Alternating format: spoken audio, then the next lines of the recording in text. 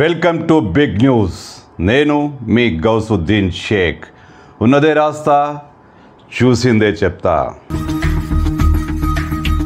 Yes, big news చెప్పిందే నిజమైంది. Yes, big news కథనమే పక్కాగా వాస్తవ రూపంలో ముందుకొచ్చింది. మావోయిస్టు పార్టీ ఆయుధాలు వదిలేస్తుందని, శాంతి చర్చలకు సిద్ధంగా ఉందని, రాజకీయ పార్టీ ఏర్పాటు కూడా తాము సిద్ధంగా ఉన్నామంటూ మావోయిస్టు అధికార ప్రతినిధి అభయ్ విడుదల చేసిన ప్రెస్ స్టేట్మెంట్, ఆడియో రిలీజ్ ఇవన్నీ పార్టీలో గందరగోళానికి దారితీస్తాయని, పార్టీలో విభేదాలు పొడసూపాయని, ఒక వర్గం తిరుగుబాటు చేస్తుందంటూ బిగ్ న్యూస్లో ప్రత్యేక కథనం ప్రసారమైన విషయం తెలిసిందే. ఎవరు టచ్ చేయని సబ్జెక్ట్ ఇది. అసలు తుపాకులంటేనే మావోయిస్టులు, మావోయిస్టులు అంటేనే తుపాకులు, వాళ్ళు ఇలా ఆయుధాలను వదిలేయడం ఏంటి అంటూ బిగ్ న్యూస్ కథనం ప్రసారమైంది. అంతేకాకుండా అభయ్ ప్రకటనపై తీవ్ర స్థాయి వ్యతిరేకత ఉండవచ్చు, దానిపై ఏకాభిప్రాయం ఉండకపోవచ్చు. ఆయన మాటల్లోనే ఇది క్లారిటీగా కనిపిస్తుందంటూ కూడా బిగ్ న్యూస్ చెప్పింది. ఇప్పుడు ఇది తాజాగా ప్రూవ్ అయింది. మావోయిస్టు తెలంగాణ అధికార ప్రతినిధి జగన్ ఒక లేఖ విడుదల చేశారు. తాము ఆయుధాలు వదిలే ప్రసక్తి లేదని, ఈ ప్రకటన గందరగోళానికి దారితీస్తోందంటూ ఆయన తన స్టేట్మెంట్లో చెప్పేశారు. అసలు అభయ్ అనాలోచితంగా ఆ ప్రకటన చేశారని, పార్టీలో ఎవరితో సంప్రదింపులు చేయలేదని, ఒకవేళ ఆయనకు పార్టీని వదిలేసి వెళ్ళిపోవాలనుంటే కేంద్ర కమిటీ నిర్ణయం మేరకు వెళ్ళిపోవాల్సింది, కానీ ఇలా గందరగోళపరిచే స్టేట్మెంట్ ఇవ్వడం ఎంతవరకు కరెక్ట్ అంటూ జగన్ విరుచుకుపడ్డారు. పార్టీ ఆయుధాలను వదిలే ప్రసక్తి లేదు.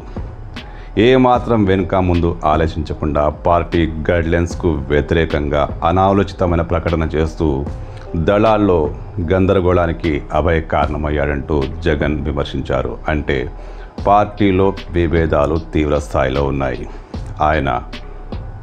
అభయ్ చేసిన ఆ ప్రకటన నిజంగానే ఆయన వ్యక్తిగతమా, ఆయన వెనుక కొందరున్నారా?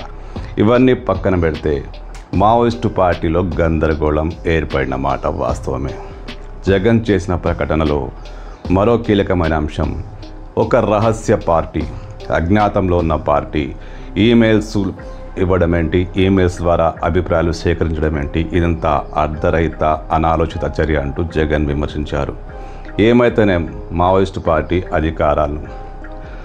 ఆయుధాలను వదిలే ఆలోచన చేయట్లేదు, అలాంటి ప్రతిపాదన ఏది లేదు. కొంతమంది నుంచి ప్రస్తావన వచ్చిన కేంద్ర కమిటీ దాన్ని పూర్తిగా తిరస్కరించింది. జగన్ లేఖ సారాంశం ఇదే. అభయ్ అలా ఎందుకు స్టేట్మెంట్ ఇచ్చాడు? ఆయన వెనుక ఎవరున్నారు? మావోయిస్టు పార్టీలో ఇప్పుడు జగన్ చేసిన ప్రకటన క్లారిటీ ఇస్తే ఇచ్చి ఉండొచ్చు కాక, విభేదాలున్నాయన్నమాట వాస్తవం. పక్కాగా మావోయిస్టు పార్టీలో చీలికలు ఉన్నాయన్నమాట వాస్తవం. అభయ్ వెనుక ఎవరు లేకుండా ఆయన ఒంటరిగా అలాంటి ప్రకటన చేసి ఉండకపోవచ్చు.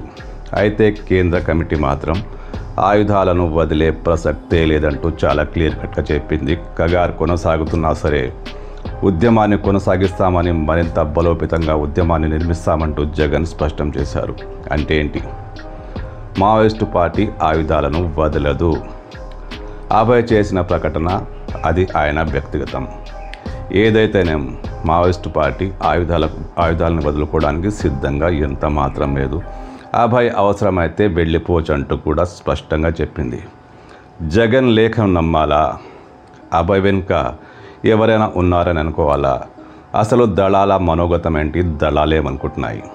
మొత్తానికి మావోయిస్టు పార్టీలో గందరగోళం కొనసాగుతుంది. బిగ్ న్యూస్ ఇచ్చిన కథనం కూడా దాదాపు ఇదే.